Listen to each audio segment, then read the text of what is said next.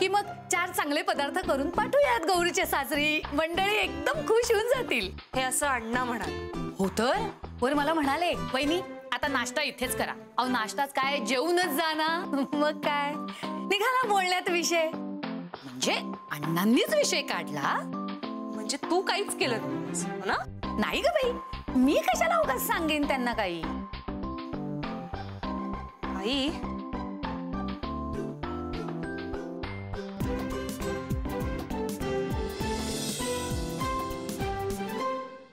कुणाचं काही भलं करू नये म्हणतात ना, तेच खरं. त्याचा आनंद म्हणून काही उपभोगता येत नाही. जाऊ दे बाई. काय हो काकू? अय्या, तुम्ही कधी आलात? हा काय आत्ताच येतोय. पण काय हो हे काय? नशीब माझं. हे? नाही नाही काही नाही. तुम्ही बसा ना, खाऊन घ्या. अरे वा, आज काय रामाश्रमनं मागवलंय जेवण? हो, वाटलं म्हणून घेतलं बनवून. लोकांना भलतंच वाटतंय ना काहीतरी. काही नाही, तुम्ही बसा ना, बसा. मी प्लेट्स घेऊन आले. बसा बसा. इंदू, जेवायला वाढ, खूप भूक लागली आहे. काका, आज काय घरचं जेवण नाहीये, आज रामाश्रमनं मागवलंय. अरे वा, म्हणजे आज काहीतरी खास बेत असणार.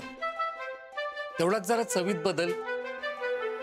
ए आणि इंदू, उगीच आता मला हात पाय तोंड धुवा, देवाला नमस्कार करा असं शास्त्र ऐकू नकोस. काय ग, तुझ्या चेहऱ्यावर का 12 वाजलेत? कुठे काय? काही नाही. असं तर नाहीये ना की हे सगळं तू दुसऱ्या कोणासाठी तरी स्पेशल म्हणून बनवलंयस? म्हणजे आम्ही आपले 2 जण बिनबुलाय मेहमान. बनवलं असलं कोणा स्पेशल साठी तरी आता त्याचा काय उपयोग? हे काय म्हणतो बालक, दाने दाने पे लिखा होता है खाने वाले का नाम. आणि अण्णांच्या हाताला तशी चव आहेच. बाय द वे, गौरी कुठे आहे? गाल फुगून बसली आहे आत. फुगून बसल्या म्हणजे रुसली का? काय झालं? कोणावर रुसली? सगळ्यांना मीच मिळते ना चिडायला, ओरडायला. आता काय झालं ते सांग ना. तुम्हीच जाऊन विचारा तुमच्या लेकीला. तसंही तुमचा तिच्या सांगण्यावरच विश्वास बसणार ना. अगं पण तू सांग ना काय झालं असेल ते. अहो म्हटलं ना तुम्हाला, तिलाच जाऊन विचारा. जेवणार पण नाहीये ती आज.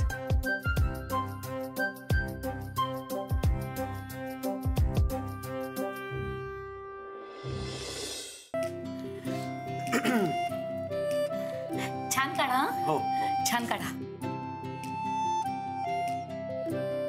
असं एक आडवा काढा ना, आडवा काढा ना. पण पास ना आता. अरे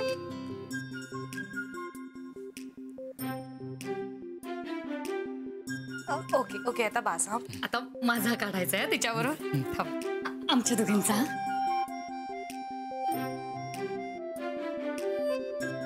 अहो या ना, या ना. अगं मी कशाला? नाही, तुम्हाला फोटो काढता येत नसला तरी फोटो चांगले दिसता तुम्ही. या ह्या कपड्यात, ह्या कपड्यात. आता काय तुम्हाला मुलगी येणार आहे का सांगून फोटो दाखवायला? या बरं तुम्ही. आलो आलो आलो. हा हा रेडी? हा. मालक स्माईल बोला. स्माईल.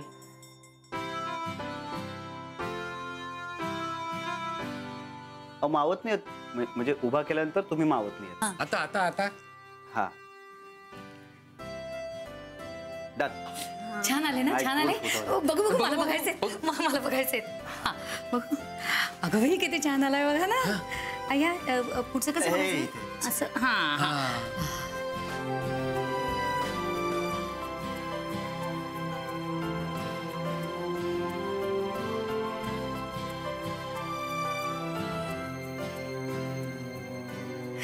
बर, आता हे फोटो सौरभला पाठवा. ठीक आहे. पाठवायचं का? येतात ना असे पाठवता? हा, येतात ना.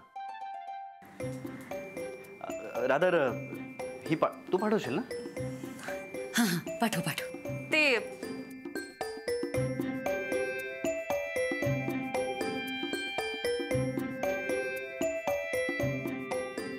पाठवलीस पाठवते.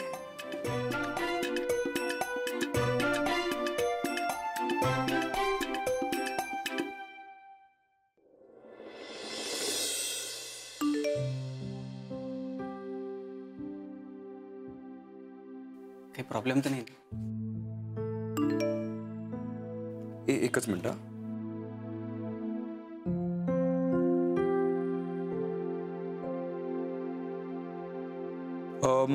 सॉरी, मी कुठे होतो?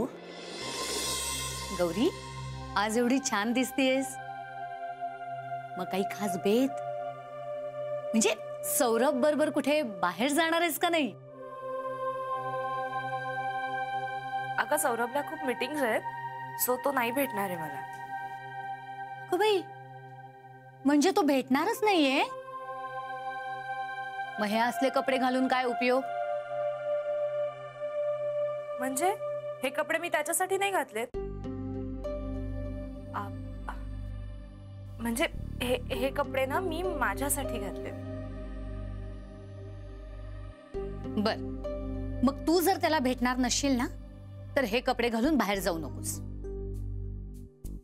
का गौरीने हे कपडे का नाही घालायचे? अहो, मी असं म्हणत नाही की तिने असले कपडे घालू नयेत, पण एकटी बाहेर जाणार असेल तर नको. का काय लग्न ठरलंय तुझं? कोकलांकडच्या लोकांना चालतील का तू हे असे कपडे घातलेले? आई, त्यांना चालण्याचा किंवा न चालण्याचा काय संबंध येतो? हे बघ गौरी, तुझे हे पुरोगामी विचार आहेत ना, ते बासनात गुंडाळून ठेव आणि तुझ्या सासूबाईंना विचारून मगच काय ते ठरव. दिस इज टू मच. हे बघ, परदेशी माणसांशी ओळख झाली म्हणजे आपणही परदेशी झालो असं नसतं. तू सोनसरीत आहेस आणि सोनसरीतच राहणार आहेस. बास आहे. नाही म्हणजे नाही.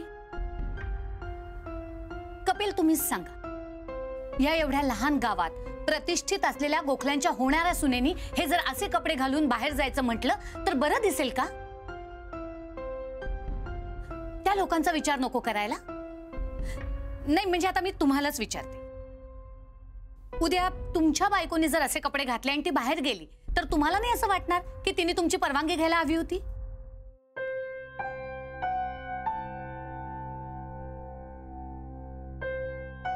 नाही, मला नाही असं वाटणार. म्हणजे आय एम सॉरी, पण कुठल्याही मुलीनं तिच्या नवऱ्याला किंवा नवऱ्याच्या घरच्यांना का बरं विचारावं? म्हणजे त्यांना विचारून तिची आवड निवड का तिनं ठरवायची? तिला जसं जगायचंय, तिला जसं राहायचंय, वागायचंय, ते तिचं तिला ठरवू द्यावं ना. म्हणजे तिची आवड निवड, तिचा स्वभाव, तिचं वागणं, तिचं राहणं, ह्या सगळ्या सकट जो स्वीकारतो ना, तो तिचा नवरा. आणि ह्या सगळ्या सकट जे सन्मानानं वागवतं ना, ते सासर, असं मला वाटतं. जी मुलगी तिच्या त्या घरामध्ये कम्फर्टेबली वावरू शकते ना, तीच मुलगी खूप कम्फर्टेबली संसार करू शकते. सो मला नाही वाटत की गौरीनंही गोखल्यांना, म्हणजे सौरभच्या आईला, फॉर दॅट मॅटर सौरभलाही विचारून हे कपडे घालावे. I don't think. तुमची पिढीच मुळे विचित्र आहे. नाही का? आमची पिढी मे बी खूप स्वतंत्र आहे.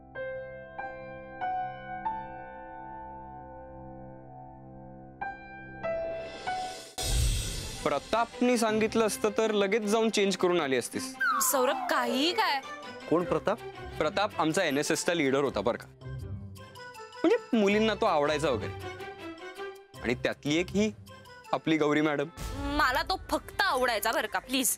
पण तो तुला आवडायचा ना खरंच? सौरभ, तुला तो आवडायचा ना खरंच? असं नव्हतं काय. काय झालं?